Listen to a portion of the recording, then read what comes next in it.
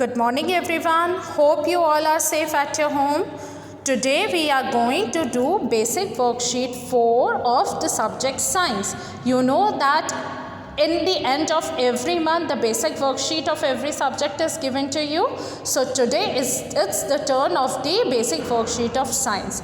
So I am going to explain you the questions of this worksheet. You have to search the answers by your own, and after some days I will provide you the answers also.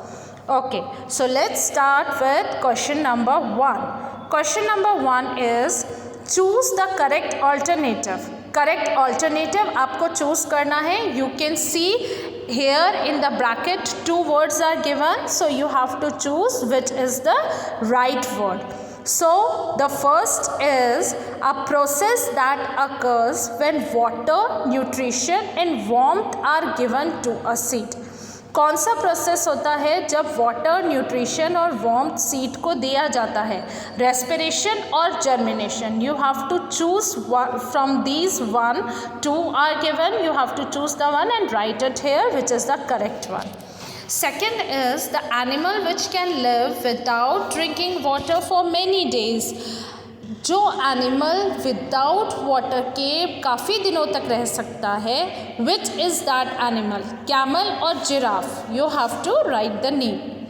Third is the methods that causes seeds of pea dispersed in the surroundings.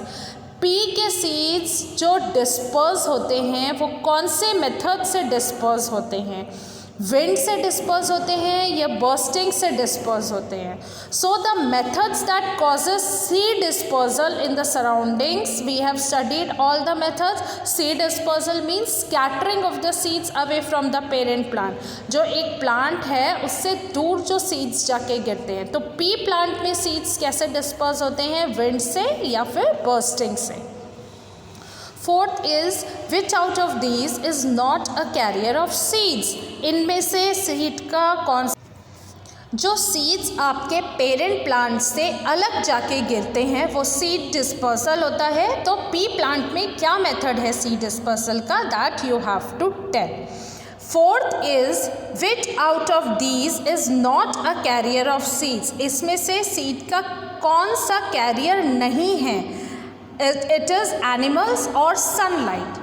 Animals seed carry नहीं करते हैं या फिर sunlight नहीं करती है. So you have to choose the correct option and write it down. Next is embryo of a plant is present inside the seed और flower. Plant का जो एम्ब्रियो है वो कहाँ प्रेजेंट होता है? सीड में प्रेजेंट होता है या फिर फ्लावर में प्रेजेंट होता है? You have to write here.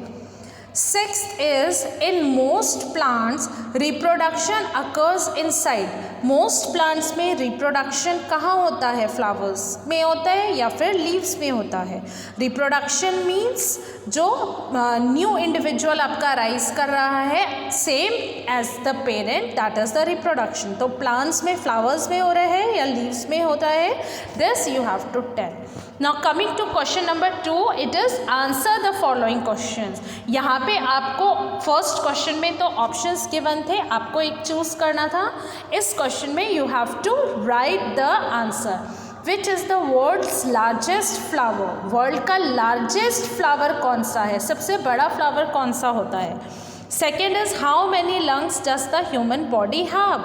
Human body में कितने लंग्स होते हैं? 1 लंग्स होता है, 2 लंग्स होते हैं, 3, 4. You have to write the number here. कितने लंग्स हैं ह्यूमन बॉडी में?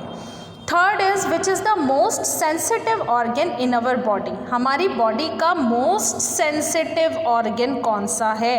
मोस्ट सेंसिटिव का मतलब बहुत ही ज़्यादा delicate organ. Next is which 2 parts of the body continue to grow for your entire life. कौन से 2 पार्ट्स हैं बॉडी के जो एंटायर लाइफ आपके ग्रो करते रहते हैं? ऐसे 2 बॉडी पार्ट्स हैं जो हमेशा ही हमारी बॉडी में ग्रो करते रहते हैं. वो 2 बॉडी पार्ट्स के नेम बताने हैं.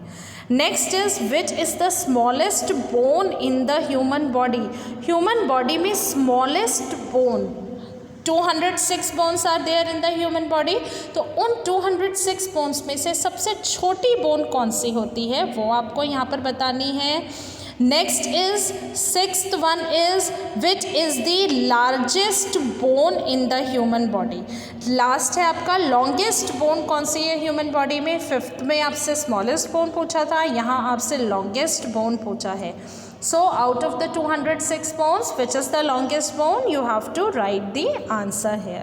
So this is about the basic worksheet which you have to do. I hope the questions are clear to you and the worksheet is very easy.